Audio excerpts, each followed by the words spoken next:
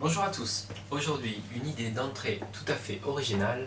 Il s'agit en fait d'une idée piquée d'un dessert. Il s'agit de la tarte tatin, sauf qu'on va utiliser des petites tomates cerises avec du vinaigre, un caramel de vinaigre balsamique. Vous allez voir, c'est super facile, c'est super mignon à présenter et ça va épater tout le monde. Pour commencer cette recette, voici la liste des ingrédients. Vous allez avoir besoin de... Alors ici j'ai 500 g de petites tomates cerises. J'ai pris des petites cœurs de bœuf.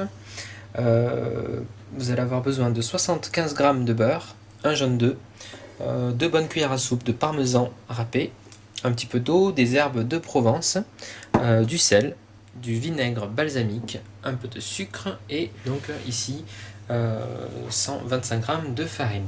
Donc pour commencer, nous allons réaliser la pâte. Donc ce sera une pâte plutôt esprit pâte sablée, fondante et aromatisée donc avec des herbes de Provence, du parmesan, un peu de sel de poivre. Donc voilà, au lieu d'avoir une pâte classique neutre, ici la pâte donne vraiment du goût à la recette. Donc pour commencer cette recette, dans nos 125 g de farine, nous allons mélanger avec le bout des doigts le beurre, donc 75 g de beurre, de façon à bien l'incorporer. Donc vous commencez à travailler le beurre, voilà, un beurre à température ambiante, et vous allez progressivement incorporer donc le beurre à la farine.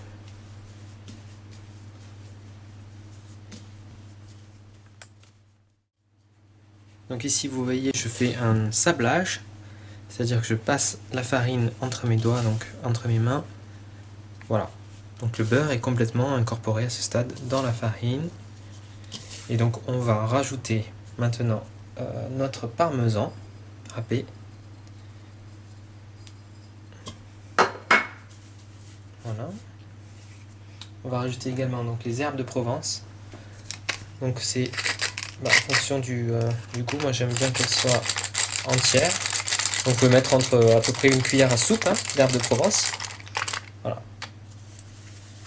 Du thym, du romarin, ça va vraiment donner un petit goût sympa à notre pâte. Et on va commencer donc à mouiller notre pâte avec donc un jaune d'œuf, ici, et un peu d'eau. Alors l'eau c'est l'équivalent pour l'instant d'une cuillère à café et on va voir si on en rajoute. Voilà, et avec l'eau il faut commencer à travailler la pâte par le centre. L'idée c'est d'arriver à former une boule sans trop travailler. Donc voilà. En tout, moi je prévois de mettre 2 cuillères à soupe d'eau.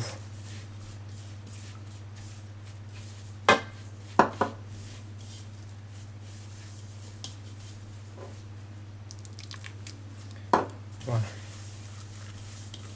Et là vous allez arriver progressivement, donc vous tassez un petit peu avec les doigts. Et donc le but c'est de ne pas trop la travailler, sinon après elle sera trop élastique et difficile à étaler. Elle perdra de son aspect fondant qu'on souhaite lui donner.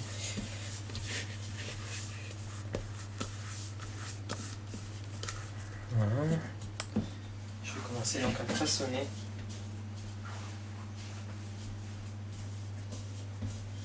Ça y est.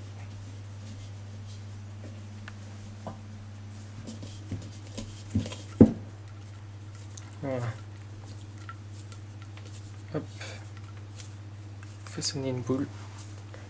Et on va réserver donc notre pâte au frais pendant à peu près une demi-heure, le temps que le beurre durcisse un petit peu et donne de la consistance à notre pâte. Voilà. Placez donc cette boule au frigo pendant une petite demi-heure et je vous retrouve tout de suite.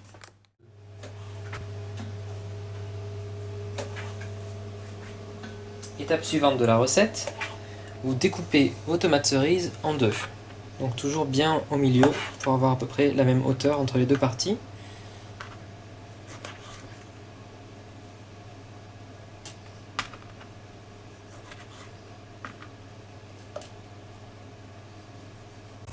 Attaquons-nous maintenant au caramel à base de vinaigre balsamique. Donc dans une poêle bien chaude, on va mettre donc l'équivalent de 3 bonnes cuillères à soupe de sucre.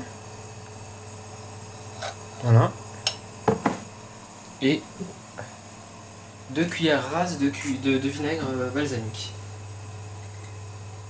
Alors ne respirez pas trop au-dessus parce que ça peut dégager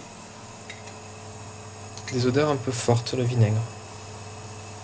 Voilà. Et vous laissez tranquillement tout ça caraméliser. Ça va se faire tout seul, vous n'avez même pas besoin de mélanger.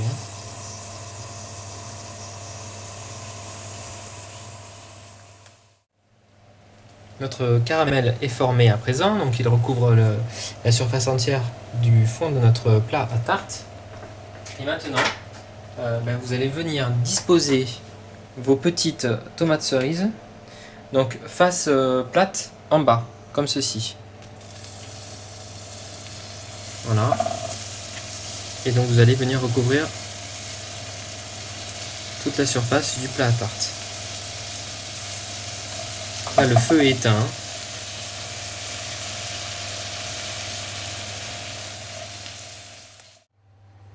Juste avant d'enfourner notre tarte pendant 5 minutes à 180 degrés, je vais donner un petit coup de sel dessus, un petit coup de moulin à sel, pour venir contrebalancer la douceur du caramel. Voilà, parfait. Et donc maintenant, je vais disposer mes petites tomates cerises donc sur leur lit de caramel au four à 180 degrés pendant 5 minutes. C'est une pré-cuisson des tomates tout simplement. Voilà, 5 minutes. Vous recouvrez ensuite vos tomates avec la pâte, comme ceci. Voilà, hop, je vais la déplier. Voilà, donc ça peut arriver qu'elle se casse, c'est pas très grave. Hop. Voilà. Et ensuite, donc l'idée c'est de bien faire adhérer votre pâte sur les tomates. Donc vous appuyez légèrement pour pas écraser les tomates non plus en dessous. Voilà.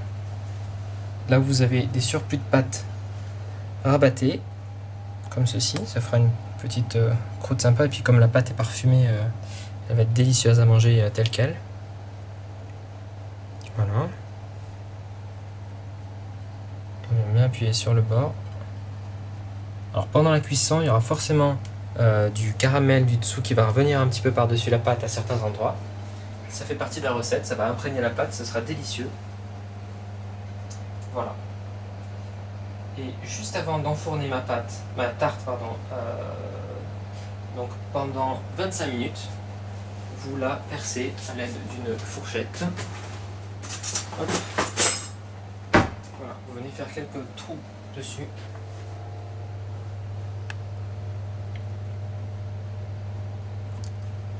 Très bien. Et voilà, c'est parti.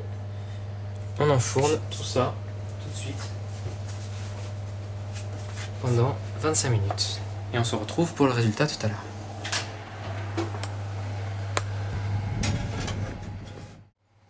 Dernière étape et la plus délicate, le démoulage de notre tarte tatin aux tomates cerises. Voilà, la tarte est cuite. Hop. Donc, ce que l'on va faire avant de démouler, je vais passer une petite cuillère tout autour pour m'assurer qu'elle n'est pas collée. Apparemment c'est bon. Ok. Et donc voici notre tarte tatin aux tomates cerises.